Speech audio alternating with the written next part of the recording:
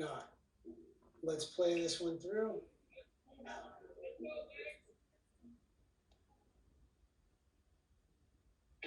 And you talked about the jerk, so let's look at the jerk. And I'm curious to hear what Pyrros thinks, but there's one thing that catches my eye right off the start. I think I know what he's going to say too. Talk to Go us, ahead. Pyrros. First pull, it's not with legs. It's if you go back in first pull, you can see how her hip going fast up and how the legs doesn't working. You see? Okay. You are already Straight leg. bar is, yeah. It's all back. It's all her back here. It's no legs here. Only arms and back. You see her back? Mm-hmm. He's doing everything with back and arms, not legs. The legs doesn't working. Bars a little That's what forward. creates that bump and jump forward, Gwen. Yeah. Because Okay. you're on straight legs here, all you can really do is come up and it just kind of bumps the bar away from you. Fall back. And you come forward to follow it. Okay. So when you're at this position here, what you would prefer to have, it's almost good that this is dark. You would love to have a little more hinge on the hip, like the shin should be vertical, but you would love to have a little more hinge on the hip where it looks like you're almost straight leg. Shoulders up a little more with a little more flexion, right? Okay. And then the jerk, you catch it in this position, you kind of stay in this position.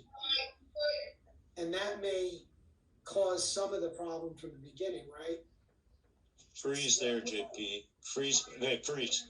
Right there. It's amazing. It's amazing. All in the knee. All in the knee. All in the arm. When you could even see, if you look at the end of the bar, buddy, like I always tell a lifter, like we just did, a lot of people know we're doing biomechanic analysis on our Olympians, right? All through nationals, we had this blue plate thing going. And one thing you noticed on them was there was a straight line down on their dip and right through that same line going forward. If you had a blue plate on the end of your bar, you can see that right at the bottom of your dip, everything pitches forward before you start your drive. You could see your body. And you see here, buddy, how, I mean, your toes are, really out past your knees quite a bit there. Okay. Right at the bottom. See that? Drift, right there before you go, you see a drift when you hit the bottom of your dip and then you go like this, even a little bit more. So you miss a lot of vertical leg drive with the bar because it's like that rock. Okay. You can see it's even hard for your knees to extend all the way. Because that's what it feels like. It feels like I'm getting nothing off of my legs. Because the pressure is in your knees. You're not driving from your base. You're driving with the pressure forward. And also one thing I have to change in this jerk, it's your arms. When you finish your clean, can you see me? Yeah. You're watching me? Yep. Your arm are here. You have to. Yeah. Your arm are here, and you start from here. No, you need to be from here before you start to go down. You have to open. I will try, but that unfortunately is the results of 2 shoulder surgeries. That's very, very hard for me to fix. But it doesn't mean I'm not going to try. It does mean it's going to take a lot of work. Yeah, with a bar, you can try with a bar, with a few kilos, how you feel. Maybe you feel better, and maybe your position will be Actually, better. one of the things I'm going to try is with a coach, literally, physically stretching it. Yes. Yeah. Yes, because this position makes you Mm-hmm. to go to your knee, doesn't let you to feel with your legs, with your hips, to feel the bar and to stay straight. Okay. This position makes you to go in the knee. You are very tight, very high with your shoulder and your elbow, and the position doesn't let you to go back to sit in your hip. Yep. It makes sense with how it feels.